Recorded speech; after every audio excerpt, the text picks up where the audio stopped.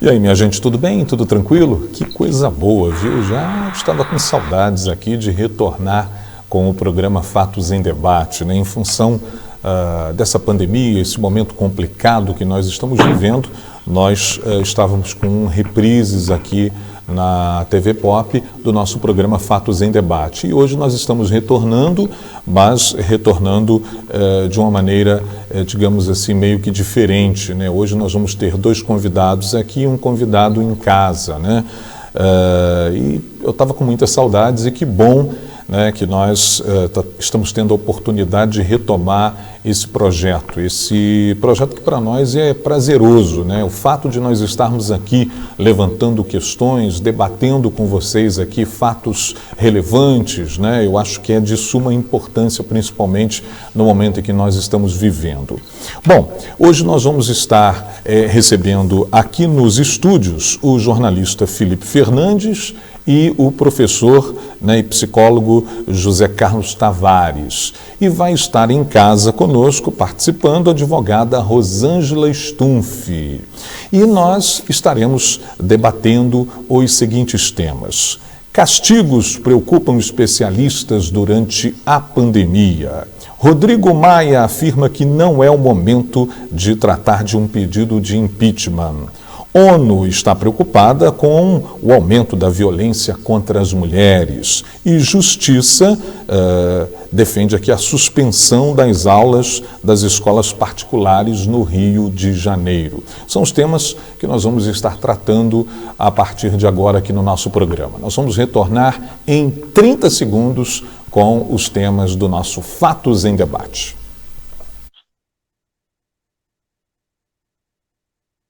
Em Petrópolis, uma nova opção para você expandir e aprofundar sua formação. O Instituto TCC Assiste oferece nas modalidades presencial e online cursos de especialização, extensão e formação continuada, com um corpo docente com ampla experiência clínica. Dispomos de moderna infraestrutura em local de fácil acesso e total segurança. Esta é uma oportunidade para o seu desenvolvimento acadêmico e profissional. Venha estudar conosco. Acesse tccassiste.com.br ou ligue 24 2243 7904.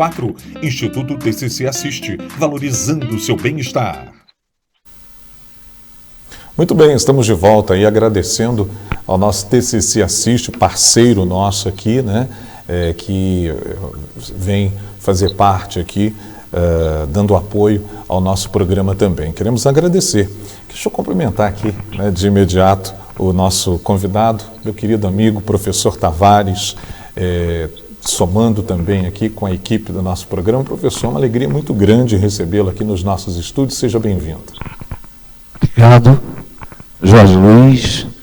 É um prazer e, ao mesmo tempo, é uma honra poder colaborar com vocês nessa obra, nesse debate que sempre é esclarecedor para a nossa população.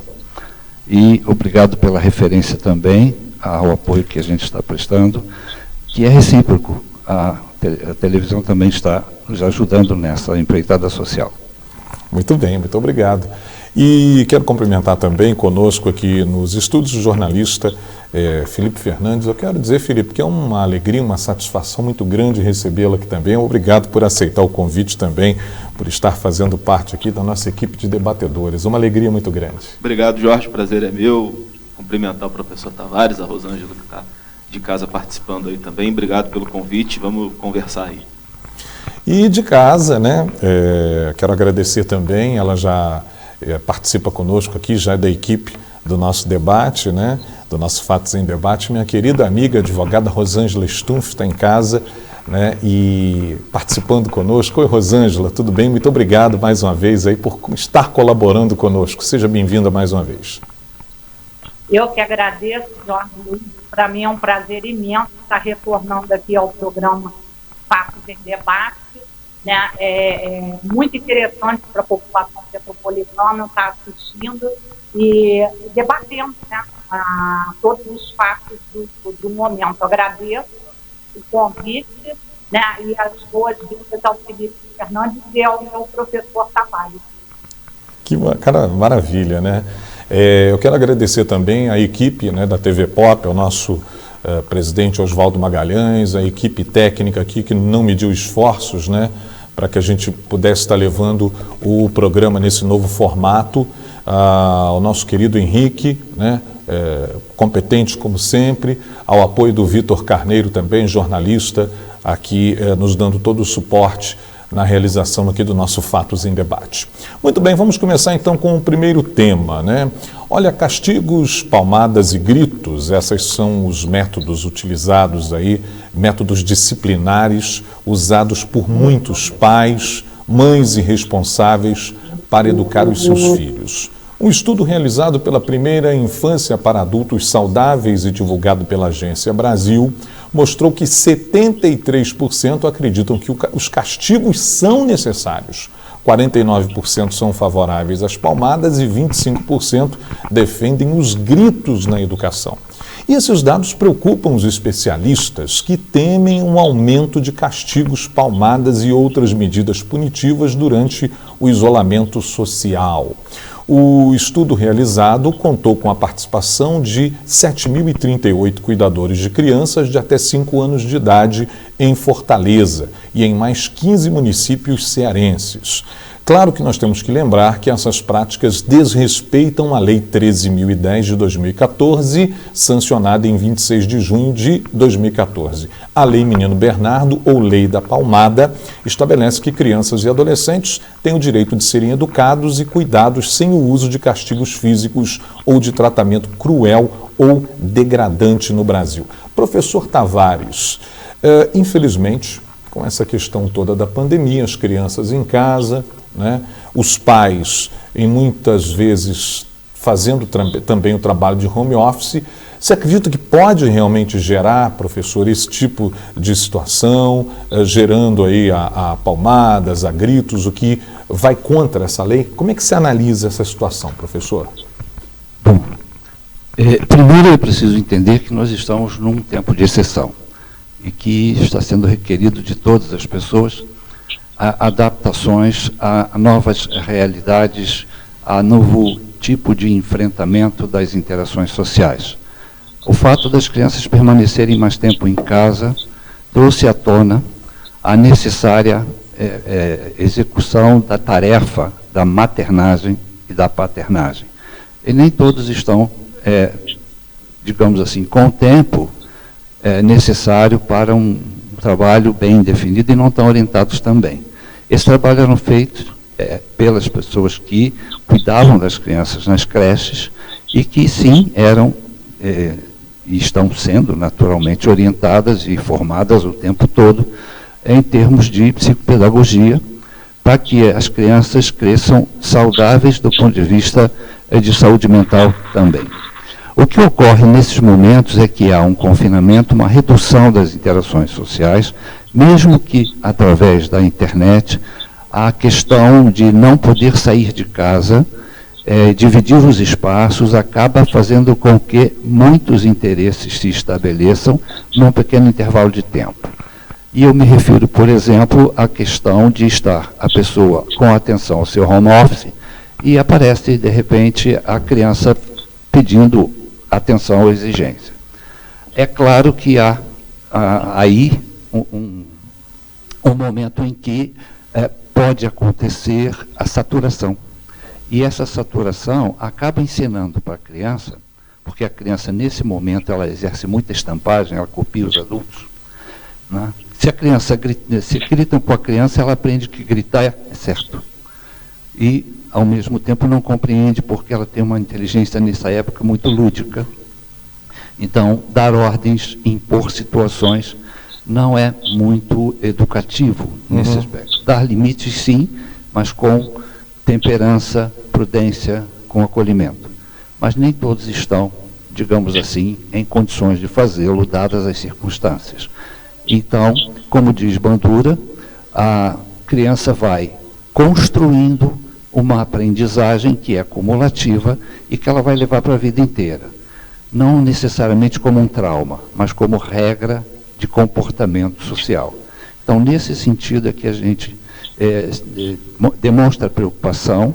Eu vou deixar aí os aspectos legais para quem de direito, para minha querida ex-aluna Rosângela, por exemplo, né? E os aspectos, digamos assim, mais comunitários para o meu companheiro aqui de debate, o Felipe, vou deixar aqui apenas um conselho, que valorizem o bem-estar em casa.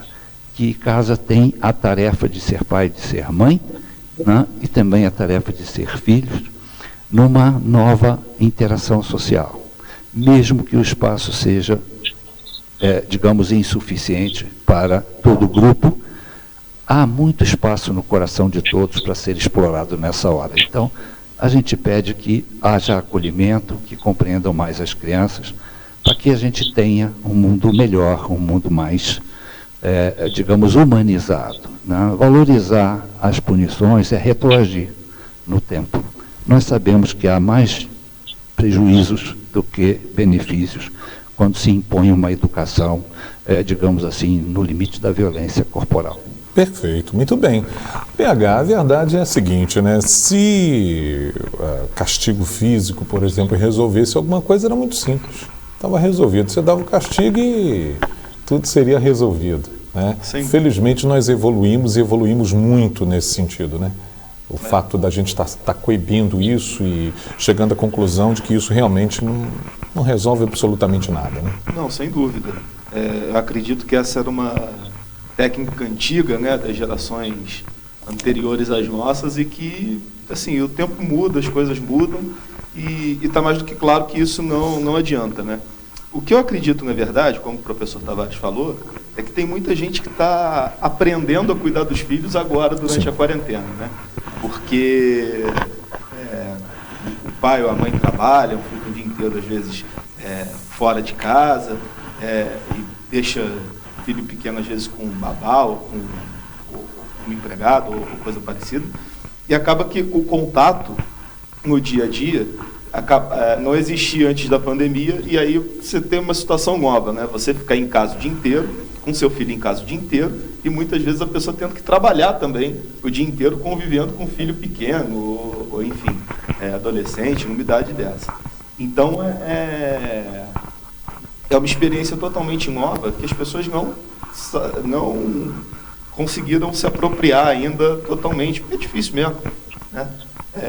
Então, assim, às vezes acaba que eu acredito que os pais pensem que o excesso é um bom caminho para tentar controlar ou para tentar resolver o problema. Mas eu acho que está claro que não é, né? O caminho, até porque as crianças hoje em dia, com internet e tal, elas estão empoderadas, como diz o outro, esclarecidas, e então acabou, elas estão se achando donas de si, então a conversa está muito de igual para igual, né?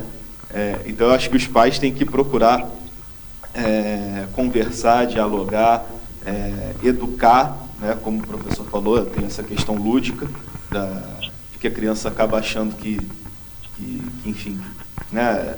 Se você der o caminho para ela, ela vai acabar seguindo isso. Então eu não tenho dúvida que é melhor você seguir essa linha da conversa, do diálogo, dando bronca muitas vezes, dando castigo muitas vezes, mas sem agressão, sem causar um caos em casa, né?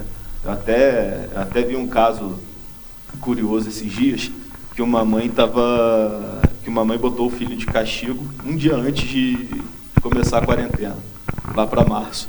Esqueceu de avisar, o filho está achando que está em casa até hoje por causa do castigo. Então, assim, tem que saber dosar. Eu acho que o fundamental é isso. É verdade. Deixa eu ouvir agora a nossa querida Rosângela Stumpf, mãe também, né? As meninas já formadas, já. E aí, Rosângela, o que você acha desse tema, minha amiga? Então, os dois debatedores anteriores falaram, né? A situação é difícil porque ninguém estava acostumado a ficar em casa, né? A maioria das pessoas trabalham em home office, e a gente estava já num debate onde os pais estavam querendo passar a educação dos seus filhos para a escola, e era um debate que estava sendo já travado na sociedade, porque a escola, ela não tem que educar os filhos, né, os alunos, ela tem sim que ensinar, né? E agora, com essa pandemia, isso está retornando para os pais, e eles estão tendo que educar, eles não estão podendo repassar essa intuição ou para a escola, ou para babá, enfim. E a gente sabe que isso gera um estresse, né? Mas ele nada justifica, por exemplo, a pessoa que está trabalhando em casa, e aí a criança e o próprio adolescente, ele quer mais atenção, que antes ele não tinha, né? E agora, com a presença dos pais em casa, ele quer mais a atenção. E, às vezes, o pai não tem paciência, a mãe não tem paciência, mas nada justifica exatamente essa questão de palmada, de grito, a violência, né? A educação, igual o PH falou, ela pode ter um castigo, chamar atenção, mas nada de violência, né? Porque isso aí é contra o estatuto da criança e do adolescente, e isso é um retrocesso na sociedade de hoje. Mas nós estamos tendo que aprender a conviver com isso tudo, né? E temos que fazer esse debate, que a criança e o adolescente não podem agora estar sofrendo violência dentro de casa, né? Uhum. Muito bem, é verdade. Maravilha, vamos então para o segundo tema. Eu vou começar agora com você, PH. Nós vamos estar falando um pouquinho de política. Eu sei que você gosta muito de estar debatendo política, né? O presidente da Câmara dos Deputados, Rodrigo Maia, ele afirmou que não é o momento para tratar de um pedido de impeachment contra o presidente Jair Bolsonaro e que só o faria se tivesse convicção de que há um crime de responsabilidade e depois de passada a emergência da epidemia do novo coronavírus. Em entrevista à Rádio Eldorado de São Paulo, Maia afirmou que qualquer decisão sobre o tema criaria um enfrentamento dentro do Congresso e no país, e que não é o momento. Abre aspas, palavras dele, não vejo espaço para esse assunto nem condições para um deferimento, disse Maia. No momento existem 48 pedidos de impeachment contra Bolsonaro na Câmara. Cabe ao presidente da Casa decidir se dá seguimento a um dos pedidos, o que levaria à criação de uma comissão especial para analisar o pedido e depois a aprovação ou rejeição pelo plenário. PH, o que você acha aí? Você concorda com o presidente da Câmara, Rodrigo Maia, em relação a uma provável aceitação de impeachment do presidente nesse momento? Eu concordo com o cálculo político que ele faz, né? Porque quando ele diz isso, eu acredito que ele faz mais cálculo político do que acredita mesmo em crime de responsabilidade ou não. Porque o impeachment, apesar de ter a questão do crime de responsabilidade e tal, é uma equação que inclui a parte política também, né? As condições políticas para você, enfim, o presidente tem que perder qualquer base no Congresso para que o processo de impedimento aconteça. Isso não aconteceu com o presidente Bolsonaro, ele está conseguindo reaglutinar aí parte das forças do centro. Uhum. E, além do mais, você tem uma agenda que está voltando a ser tocada com a reforma tributária, tem outras reformas aí para serem votadas e tal. Então, eu acredito que o presidente da Câmara faça esse cálculo, né? Se você tiver um pedido de impeachment agora, provavelmente ele não vai passar. O presidente, apesar de ter caído o apoio, em certa medida, com a pandemia, ainda tem uma taxa de popularidade considerável, né? Então, assim, as condições para o impeachment não estão formadas. Essa equação política mais crime de responsabilidade não tá totalmente formada. Então, não tem porquê, né, o presidente Rodrigo Maia comprar essa briga nesse momento, né? Eu acho que o interesse dele e que eu acho um interesse legítimo, está mais na agenda das reformas, está mais em deixar alguma coisa, até porque o mandato dele está acabando, né? Uhum. Essa discussão sobre a eleição da presidência da Câmara também, ele não deve poder ser candidato, mas enfim, eu acho que o foco está mais em deixar tentar deixar um legado, tentar deixar mais uma reforma da Previdência que foi aprovada há pouco tempo, a MP da Liberdade Econômica também, o marco do saneamento. Então, eu acho que o foco dele é esse, o cálculo político é esse. Ele não bota em pauta a questão do impeachment, e a gente já viveu momentos de crise mais grave nesse governo, né? Agora a situação hoje, pelo menos no dia que a gente está fazendo esse programa, está mais tranquilo. Mas eu acho que esse é o cálculo que ele faz. O cálculo que ele faz é que você criaria uma situação de caos sem ter as condições para aprovar. Em resumo, é isso. Eu acho que quando o presidente da Câmara bota o impeachment na mesa, é uma questão muito grave. Então, ele também tem que calcular as condições para ser aprovado, para passar. Porque se não passa, se ele bota o processo de impeachment, aprova, bota em tramitação e não é aprovado, o presidente volta ainda mais forte. Então, enfim, eu acho que é esse o cálculo que o deputado Rodrigo Maia está fazendo. Muito bem. Deixa eu ouvir você, Rosângela. Você acha que o cenário é favorável aí, né, a uma tramitação de um pedido de impeachment nesse momento? Qual é a sua opinião em relação a isso? Até porque você tem uma vasta experiência política também, né? Como é que você vê esse momento, minha amiga? Eu acho que essa questão do impeachment é sempre uma questão muito difícil para o país, né? A gente viu o Fernando Collor de Mello, vimos o que aconteceu com a Dilma, né? E foram até questões muito menores, igual a da Dilma, falaram que foi uma pedalada fiscal, e ela sofreu um impeachment, né? Nós vemos o que o presidente fez até hoje, né? Agora, principalmente no período da pandemia, onde a população, assim, eu posso dizer que ele abandonou a nossa população nessa parte, a população sofrendo, né? E ele dando a mínima, falando que era uma vizinha e várias outras coisas. Eu acho que o impeachment, se deram entrada, é óbvio que também, além de ser uma questão, né, de crime de responsabilidade, uma questão jurídica, é uma questão política também, né? E vários deputados já deram entrada nesse sentido. E nesse sentido, eu acho que a lei tem que ser cumprida. Não é questão de estar agora favorável ou desfavorável. É um mecanismo que já foi aplicado contra 2 presidentes da República, né? E por motivos menores. Nós temos motivos bem maiores, né? Agora nessa conjuntura. E, sinceramente, eu sei que é uma situação difícil, que o mundo está vivendo uma situação difícil. O nosso país, uma grande recessão, seria uma situação complicada, né? Mas é uma questão jurídica também, e uma parte dos nossos representantes, né, os representantes da população, que são os nossos deputados, vários já deram entrada no impeachment. E aí eu acho que teria que ser avaliado, entendeu? Se fosse aprovado ou não, aí fica a critério da Câmara. Mas eu acho que já tiveram outras situações em que foram colocadas, como eu falei, situações menores, e foram até, nós temos a primeira presidente mulher caçada por causa de uma pedalada fiscal, né? E 2 presidentes posteriores a ela já fizeram várias pedaladas fiscais e nada aconteceu, entendeu? Então, realmente, é uma coisa política.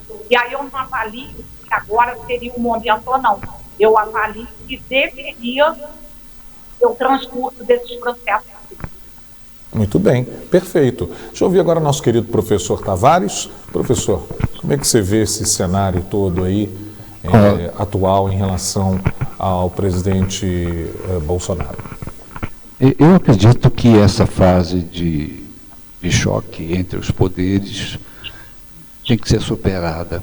E um pedido de impeachment agora só coloca água na fervura num momento em que a gente precisa, e você que está nos assistindo pode concordar, de mais ações no sentido da proteção ao sujeito, né, em tempos de pandemia.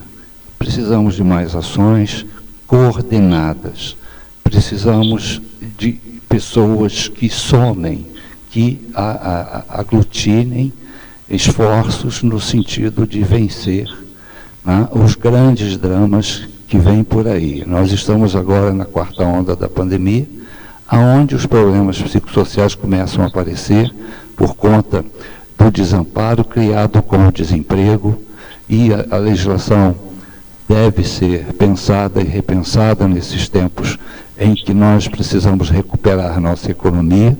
Nesse sentido, o presidente da Câmara, deputado Rodrigo Maia, tem razão em priorizar outros assuntos que dizem respeito ou que vão na direção dessa retomada do crescimento e do controle da pandemia, que hoje me parecem muito mais relevantes para o momento. E, claro, do ponto de vista político também, as eleições minoritárias vão ocupar mais espaços, inclusive, né, dos esforços dos deputados em suas regiões.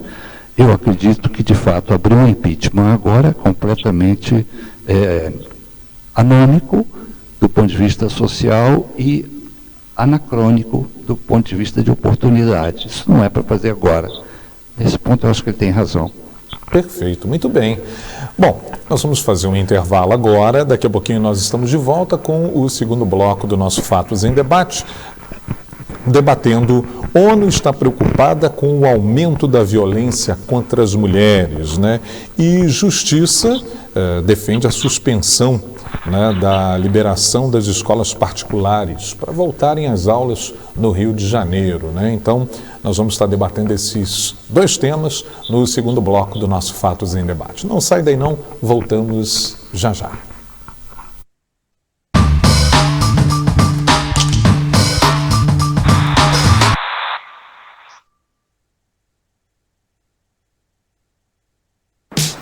Rede Conveniada Cisepcard.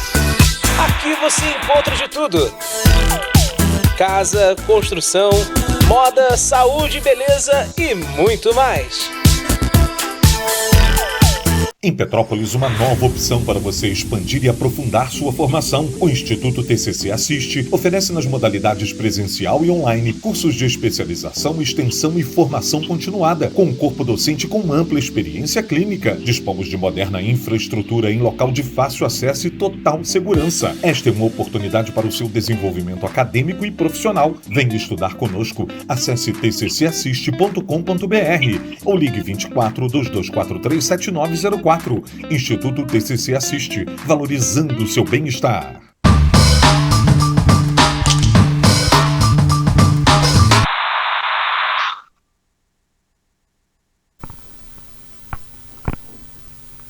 Estamos de volta com o nosso Fatos em Debate. Muito obrigado a você que sintoniza aí a TV Pop, o seu canal 14. Que prazer, que alegria, né? Saber que estamos juntos aí.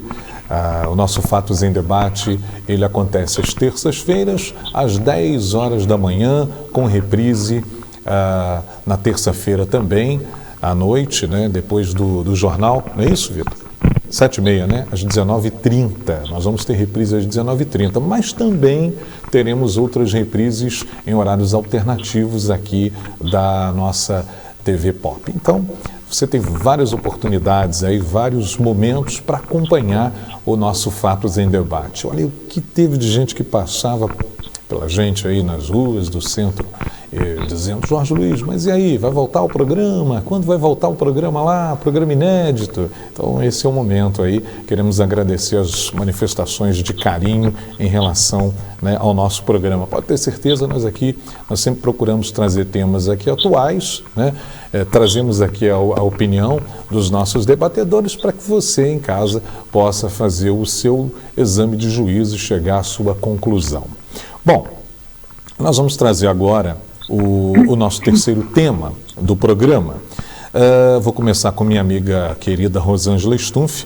Desde o início da quarentena, órgãos internacionais de proteção de mulheres alertam para o aumento de casos de violência doméstica em todo o mundo.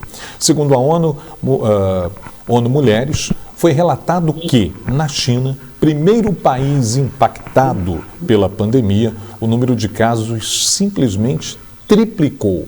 O aviso foi de que a situação iria se repetir em outros lugares que implementassem o isolamento social para conter a disseminação do coronavírus. No Brasil, esse cenário parece ser ainda mais preocupante. O novo estudo do Fórum Brasileiro de Segurança Pública, ele aponta que, à medida em que a quarentena avançava, os registros policiais de lesão corporal dolosa no contexto de violência doméstica caíram significativamente, sugerindo que as vítimas não estão conseguindo pedir ajuda. Em contrapartida, o número de mulheres assassinadas aumentou. Foram 2,2% de feminicídios a mais do que no mesmo período do ano passado, passando de 185 para 189 mulheres assassinadas. O estudo foi feito durante um período com base em registros de ocorrências enviadas ao Fórum por 12 estados brasileiros. Eu vou começar com você, Rosângela. O interessante é o seguinte: pode parecer que num primeiro momento, poxa, que bom, né? Os números começaram a cair, mas na realidade não é isso, é que a mulher está tendo dificuldade para fazer a denúncia e procurar os órgãos competentes. Situação complicada essa, minha amiga Rosângela. A situação é muito complicada, né? Porque a mulher, ela vive com o opressor dentro de casa. Ele é o opressor físico ou moral, né? Ele bate, a gente faz assédio moral. E estando em home office, a situação piora, né? Ele passa mais tempo com aquela mulher e ela tem dificuldade de tomar qualquer providência, de sair de casa, de fazer o registro. Isso é uma situação que a gente debateu em Petrópolis, né? Todos sabem que eu sou chefe de gabinete do vereador, do Leandro Azevedo, e a gente foi cobrar o trabalho do CRAM, né, que é o Centro de Referência de Atendimento à Mulher em Petrópolis, porque ele estava fechado no período da pandemia, né?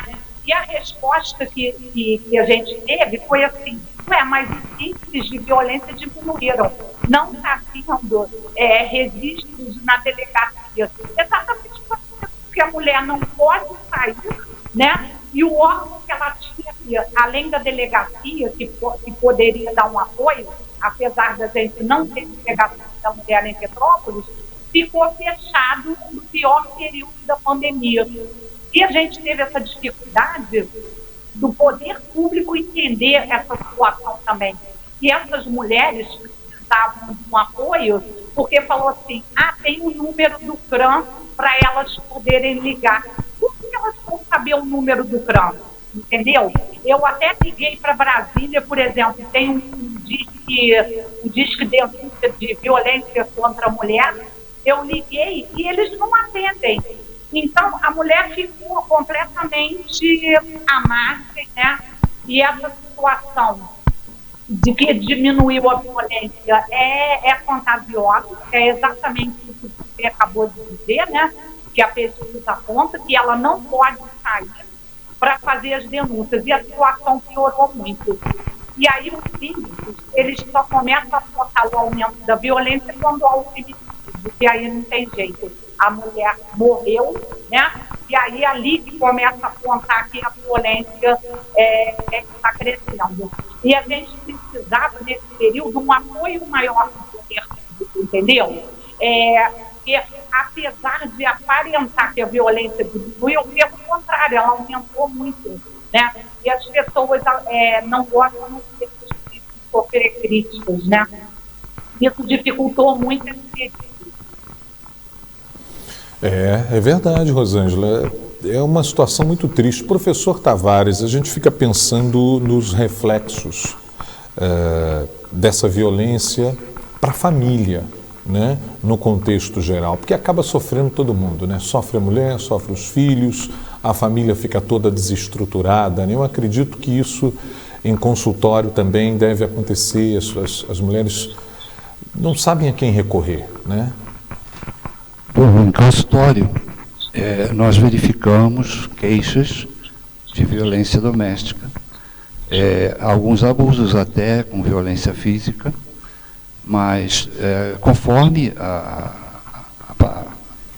a ocorrência, né, e a natureza da ocorrência, nós indicamos, às vezes a gente indica para o conselho tutelar, se for menor, ou adolescente, e às vezes indicamos também o apoio jurídico, conveniente aqui, no caso, a delegacia que trata de assunto da mulher.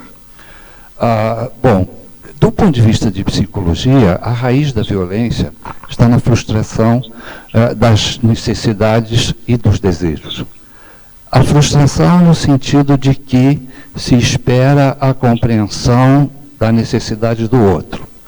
E porque se espera e não é cumprido, há um termômetro que nós chamamos de raiva que sobe e torna o raciocínio da pessoa um pouco nebuloso, chegando às raias de esquecer o controle que recebeu e que aprendeu na sua história de vida e usa de instrumentos, que é o instrumento da violência. A Rosângela falou muito bem, a violência também é a questão moral, é a desvalorização do outro, e principalmente no momento de isolamento, é uma desvalorização na frente, por exemplo, dos filhos ou de alguém que aumente esse grau de frustração. Então, leva a pessoa a sair do seu contexto natural e praticar sistematicamente uma tentativa de controle sobre o outro, levando ao abuso. Isso aí do ponto de vista psicológico, nós vamos classificando aí dentro de um transtorno de personalidade passivo-agressiva, podemos chegar a limites mais, digamos assim, de natureza do temperamento do sujeito, da pessoa, que pode ser também o homem fazendo a violência contra a mulher parece ser mais numeroso. Eu não tenho aqui as estatísticas mais atuais, mas há também a violência da mulher contra o homem, há a violência contra o idoso. Então nós precisamos aprender a dizer não à violência, de um modo geral, e principalmente a violência doméstica. Porque nesses tempos de confinamento, o que é mais importante é compreender o lugar do outro e dar a ele o devido valor. Uma relação se constrói mediante vínculo. O vínculo é que dá robustez ou faz esmaecer a relação. Se a pessoa trabalha para construir o vínculo, lembrando e exaltando até mesmo os momentos em que as pessoas decidiram se unir. Elas tinham uma ideia um dos outros, da essência de que eles poderiam construir. E ao longo da vida, a vida vai trazendo alguns desafios que naturalmente impactam sobre a relação. Então, as frustrações acumuladas levam a essa manifestação velada, uma violência que vai crescendo até que a pessoa que é vitimizada dá por conta. E aí ela vai também entender se vai denunciar ou não, mesmo que restrita ao isolamento social, ela tem essa possibilidade. Existem códigos, a pessoa chega no supermercado com uma marca vermelha na mão, apresentando um pagamento, ela já está dizendo que tem violência. Então, as pessoas precisam usar desses, digamos, critérios de proteção. Lembrando que a primeira linha de defesa é a própria pessoa. Ela precisa entender se ela está sendo, de fato, abusada. E isso acontece sim, nós temos que reconhecer também que uma sociedade onde predominou por muito tempo a imposição dos valores do masculino, temos que lembrar que a conquista feminina precisa prosperar, porque ainda não está de igual para igual. Eu acho que o que eu teria para contribuir é isso, que as pessoas se preocupassem no momento em que vê que a frustração começa a aparecer, abram uma conversa antes da raiva aparecer. Porque quando as pessoas estão com raiva, a conversa é de surdo, ninguém escuta ninguém. Perfeito. E aí, então, a coisa vai para um caminho mais, digamos assim, primário. Maravilha, muito bem. Está aí, nosso querido professor Tavares aí, uma participação realmente muito importante no nosso debate de hoje. Meu querido Felipe, e aí, Felipe, parece que a história requentada, gostaríamos até que fosse, mas infelizmente essa violência contra a mulher, parece que ao invés da coisa começar a chegar, a zerar, parece que a cada momento ela vem surgindo. E infelizmente na nossa cidade aqui vem acontecendo também. É muito triste quando você entra em contato lá com as informações de violência contra a mulher ainda acontecendo, e aqui na cidade o índice é muito alto também. Muito alto, Jorge. Eu estava até procurando aqui. Eu até ao início do ano trabalhava no Diário de Petrópolis, né? E eu fazia muita matéria sobre os dados do Instituto de Segurança Pública, né? O ISP divulga mês a mês aí as informações referentes a vários crimes, né? De furto a homicídio, né? E por cidade e tal. E o ISP aponta que só em 2019 foram 126 casos de estupro registrados. O ISP é de acordo com o número de ocorrências que chegam às delegacias.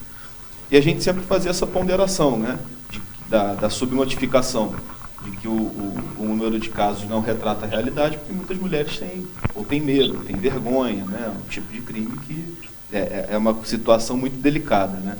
Então, assim, você ter 126 casos, em 2018 foram 141 registrados, é um índice muito alto para uma cidade de porte médio como Petrópolis, né? Petrópolis é uma das cidades com maior índice de estupro, e a gente está falando de estupro só. Sim.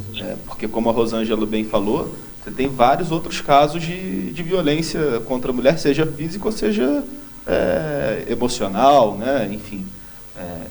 E a gente vê isso, né? Por outro lado, a rede de atendimento, ela existe, mas eu acho que ela ainda está aquém do que deveria ser. Hoje, por exemplo, a gente não tem em Petrópolis uma delegacia de violência contra a mulher. A gente tem um departamento na Polícia Civil que faz o seu trabalho dentro das possibilidades, mas a gente sabe que ainda há, não por parte dos profissionais que trabalham, mas das próprias mulheres que denunciam, né? Um certo receio de ir na delegacia, denunciar, enfim.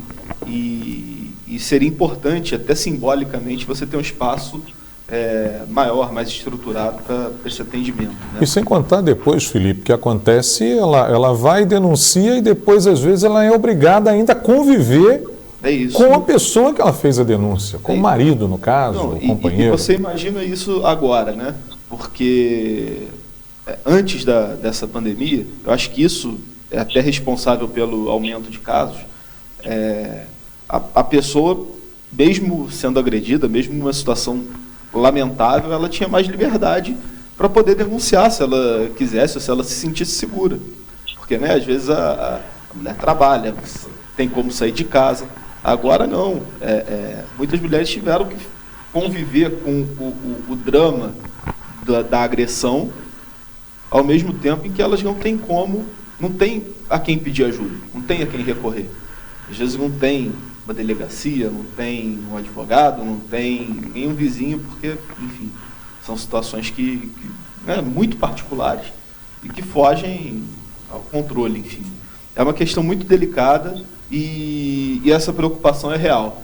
E eu acho que essa preocupação aqui em Petrópolis, isso, a gente tem eleição chegando aí, isso tem que fazer parte da pauta principal dos pré-candidatos e depois das convenções dos candidatos, porque realmente são índices muito expressivos. Quando a gente olha para viver 126 casos, uma média aí de sei lá quantos casos por mês, mas mais de 10 provavelmente, vou fazer a conta agora, mas é muita coisa, porque a gente está falando só dos registros. Sim. Imagino que não é registrado. Exatamente, é verdade. Bom, nós vamos estar trazendo agora aqui o último tema do nosso programa. É uma pena quando o papo é bom, rapaz, mas passa muito rápido, né, Rosângela? Quando o assunto é bom, né, o papo é bom, passa muito rápido.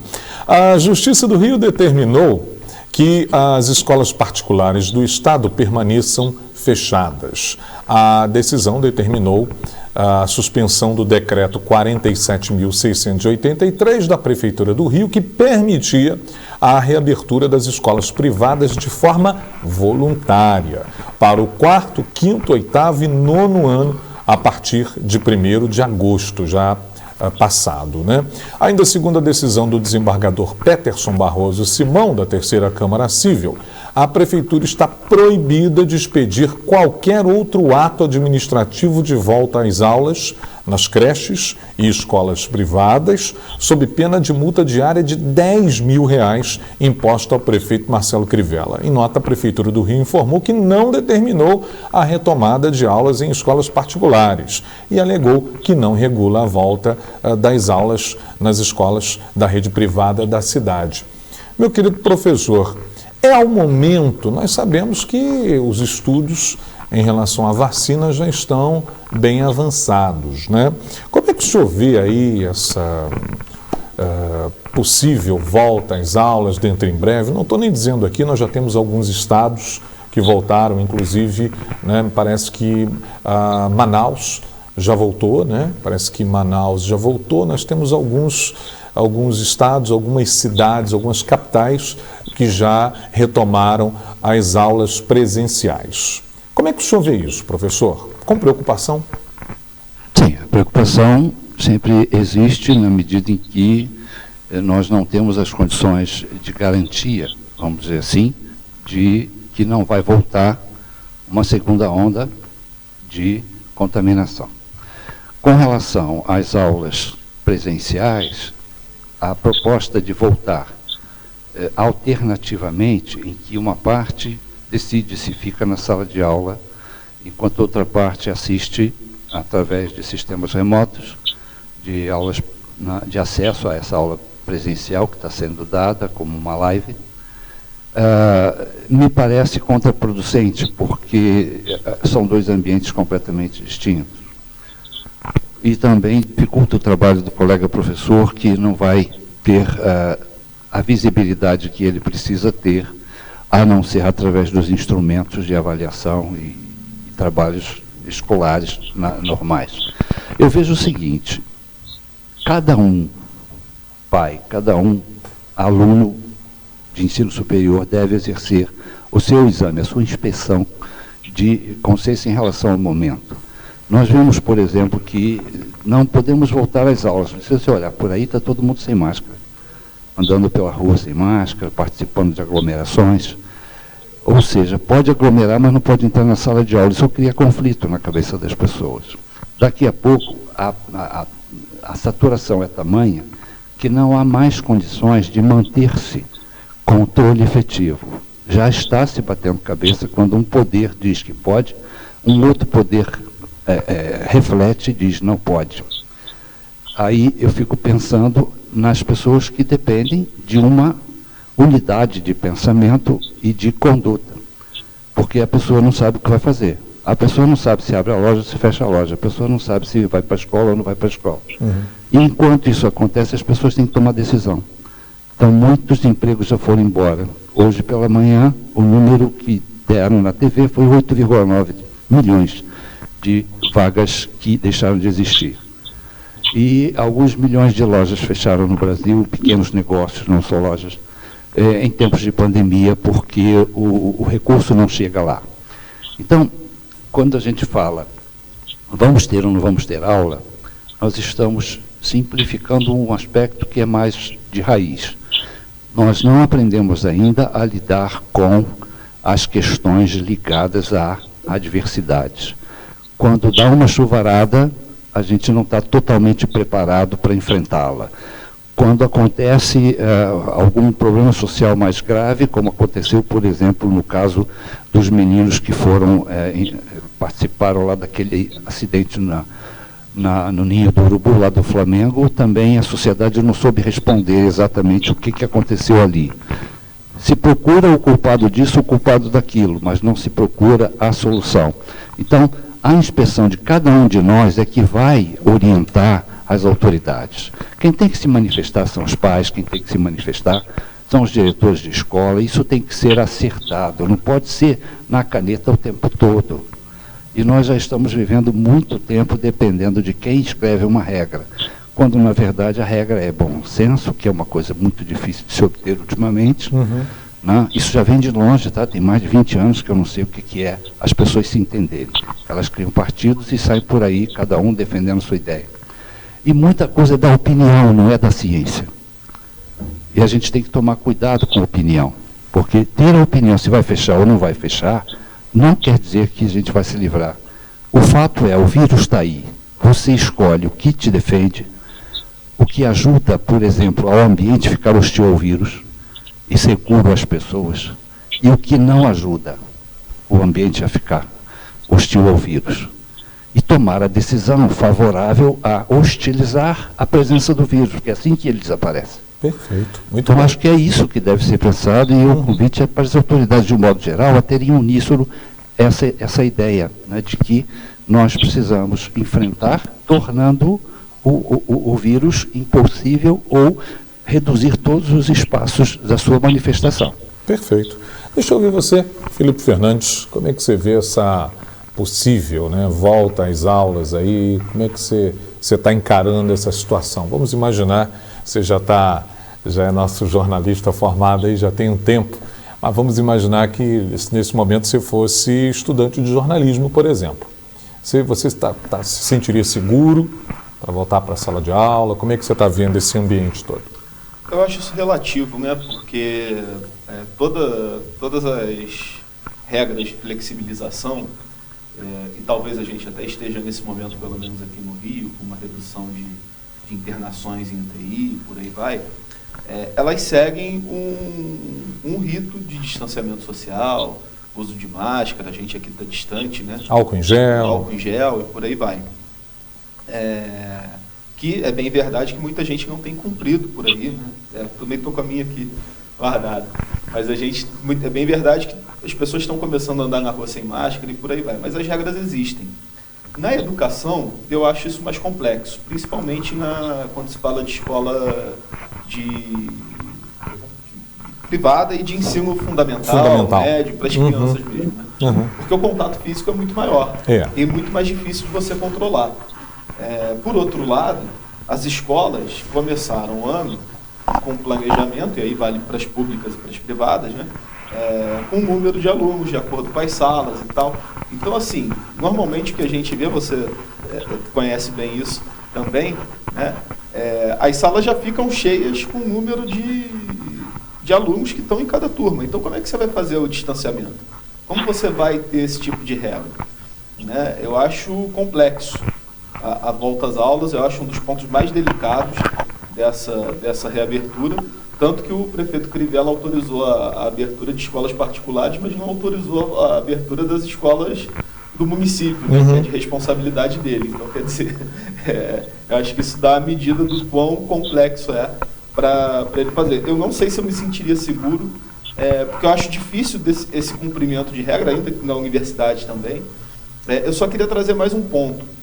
Essa questão da educação, infelizmente, está aprofundando a desigualdade no Brasil durante esse período de pandemia. Porque o que a gente tem visto é o seguinte: as escolas particulares, mesmo sem autorização para abrir, elas têm maior facilidade para ter aula pela internet, para os professores passarem o conteúdo via Skype, via Google Meet, via outros aplicativos. Os alunos dessas escolas particulares, por sua vez, têm melhores condições de acesso à internet. Fato. E na rede pública a gente vê um vazio quase completo, primeiro porque não há estrutura de conectividade, não há estrutura para um sistema. Aqui em Petrópolis, por exemplo, foi até distribuído um kit para os alunos, né? Mas ainda está aquém do que as escolas particulares podem oferecer. E a gente sabe que, assim, praticamente a gente está em agosto já, um ano perdido para a educação, né? Com volta ou sem volta, os alunos que começaram o ano estudando já não vão ter o aprendizado que eles teriam com o ano letivo regular. Mas há um abismo que já era considerável, ainda maior, entre os alunos da rede pública e os alunos da rede privada, infelizmente.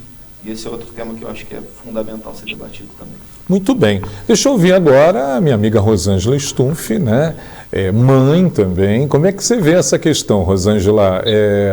O nosso Felipe Fernandes falando a questão do ano, né? O ano de 2020 realmente parece que foi meio que perdido, né?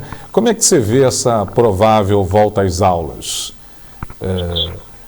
Você como mãe aí, você mandaria suas filhas, se fossem, logicamente, em idade escolar ainda? Você tem essa segurança? Não, eu como mãe não mandaria, né? porque foi igual o Felipe falou.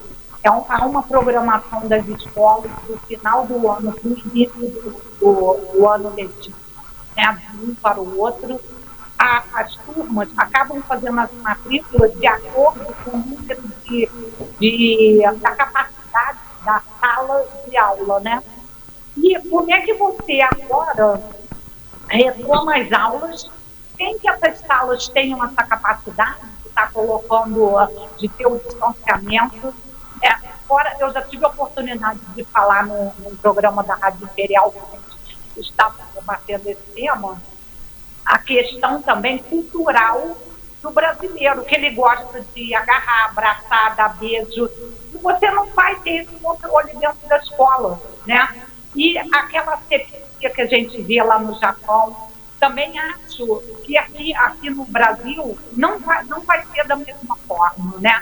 Então, eu, como mãe, não permitiria que as minhas filhas fossem para a escola agora, se elas estivessem ainda em idade escolar, porque não tem essa estrutura, né? Infelizmente, a gente essa situação toda que o PH falou, mas a gente não vê estrutura, seja física e seja cultural da nossa própria população. Perfeito, muito bem. É isso, minha gente. Eu acho que quero agradecer, né, aos nossos telespectadores que nos acompanharam no programa Fatos em Debate de hoje. Foi uma satisfação, uma alegria muito grande a gente estar retomando os nossos programas aqui, presenciais aqui na TV. Quero agradecer aí a direção da TV, nosso querido presidente Oswaldo Magalhães. Quero agradecer também aqui a nossa equipe técnica, nosso querido Henrique, o Vitor Carneiro aqui dando suporte no estúdio, e quero agradecer aos meus queridos convidados, vocês que me proporcionaram aí a volta do nosso Fatos em Debate. Professor Tavares, agradeço, muito obrigado, até uma próxima oportunidade, viu, professor? Obrigado, sempre que precisar e for oportuno, nós estaremos aqui ajudando vocês e a nossa querida comunidade petropolitana. Fiquem todos bem, a pandemia vai passar e nós vamos superar juntos. A ideia é ninguém largar a mão de ninguém. Tenham todos aí uma boa semana e até a próxima, se Deus quiser. Obrigado também ao Felipe, que está aqui conosco, contribuindo. A Rosângela, que já há muito tempo a gente não se vê, uma bacana ter estar aqui com você nesse momento. Jorge, obrigado pela oportunidade. Muito obrigado, professor. Quero agradecer você também, Felipe. Muito obrigado aí por aceitar o nosso convite. Espero que você possa voltar ao programa o mais rápido possível. Muito obrigado. Eu que agradeço. Bom demais participar aqui com vocês. Agradecer ao professor Tavares, a Rosângela também e a equipe aí da TV Pop. Muito bom o debate e bom que esse espaço esteja aberto aí de volta. Minha querida amiga Rosângela, muito obrigado aí também por aceitar o nosso convite para estar colaborando e participando conosco. Muito obrigado. Eu que agradeço, Jorge Luiz, estou sempre à disposição. Agradeço também a direção aí da TV, agradeço ao programa pela oportunidade, agradeço aqui aos debatedores, né, o PH e o professor Tavares, foi super bacana, né, esse debate, né, e sempre que tiver a oportunidade, estou aí à disposição. Obrigado. Muito obrigado. Minha gente, o Fatos em Debate vai ficando por aqui. Obrigado a vocês aí que acompanharam o nosso programa. O nosso programa, ele acontece às terças-feiras, às 10 horas da manhã, com reprise às 19h30 e também durante a programação em horários alternativos. Quero agradecer também o apoio do TCC Assiste, né? Parceiro aqui do nosso programa. Muito obrigado. Nosso querido professor aí, né? Ajudando também aqui no desenvolver do nosso projeto Fatos em Debate. Estaremos de volta na próxima semana. Um abraço, até lá.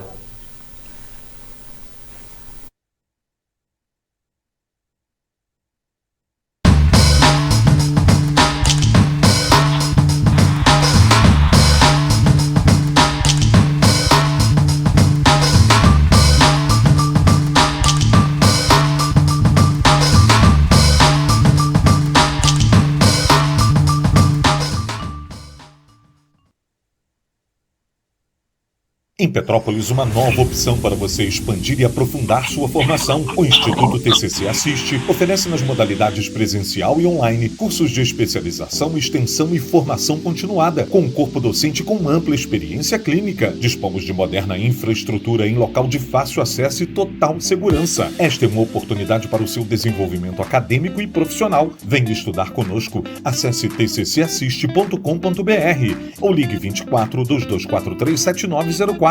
Instituto TCC Assiste, valorizando o seu bem-estar.